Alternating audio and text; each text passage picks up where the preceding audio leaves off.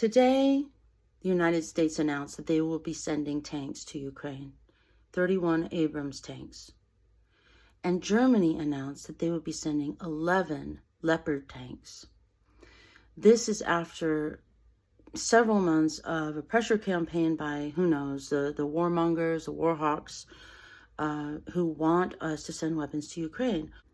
Well, have they thought about the idea that this would just escalate the war, especially since they're not addressing certain omitted facts from the situation? What they're not addressing in sending these tanks to Ukraine is that there are numerous biolabs in Ukraine that have been dealing with very sensitive viruses. Nobody talks about that.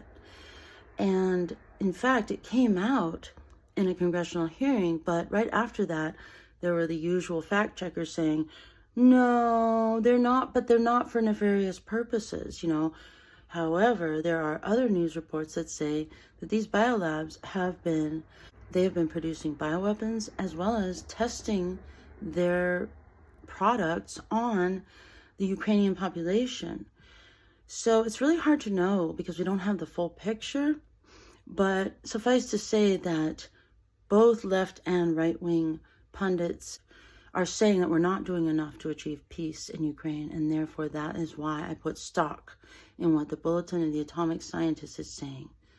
Now, they put out a press release on January 24th saying that their Doomsday Clock, which has been in existence since 1948, has been just moved forward to closer to extinction than any other time in history.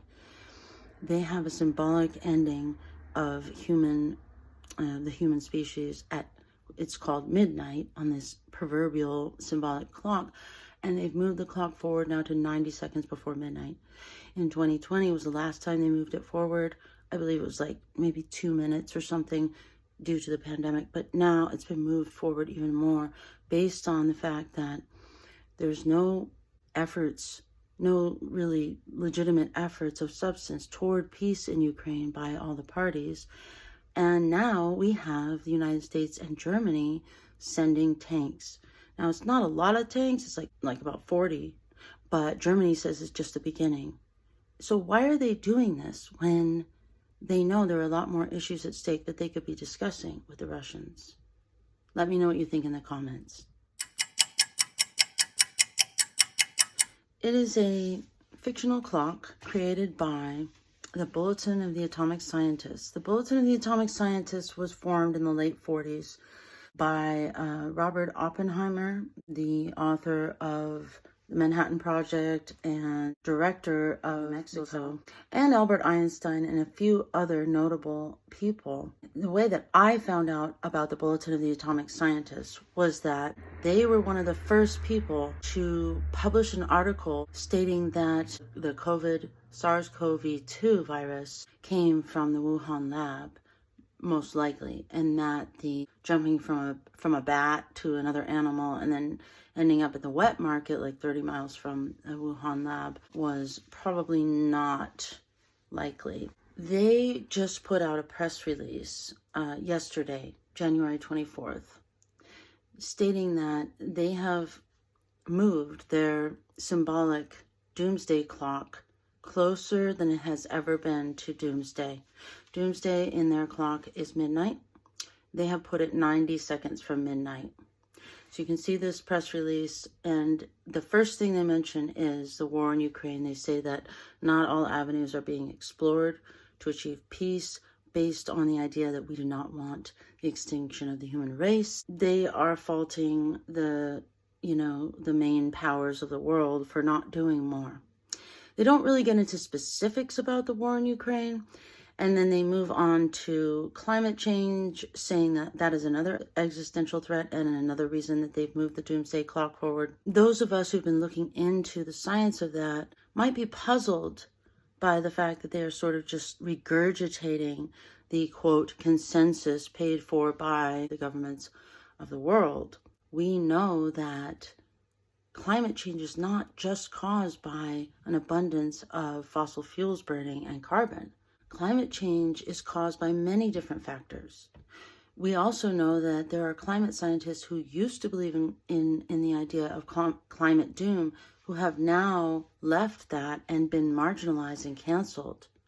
Namely, Judith Curry. She used to be at Georgia Tech, and she used to subscribe to the entire idea of the climate being controlled by one thing, which is carbon, and there being a dial, but that is based on computer models. Well, Judith Curry has come out and said, hey, wait a minute, you know what? That's a very worst case scenario. According to Curry, natural disasters are not increasing due to the carbon-fueled climate crisis.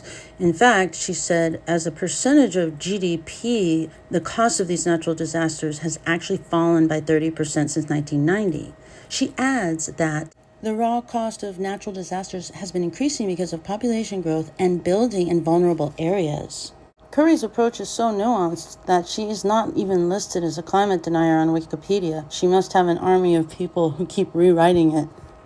All kidding aside, it's worth it to read some of her writings. Check out the links in the description box below. A Danish author, and he says, okay, so if the climate is warming, then we shouldn't be just restricting fossil fuels, which will actually kill more people. He's saying that the cold kills like 40 times more people than excess heat.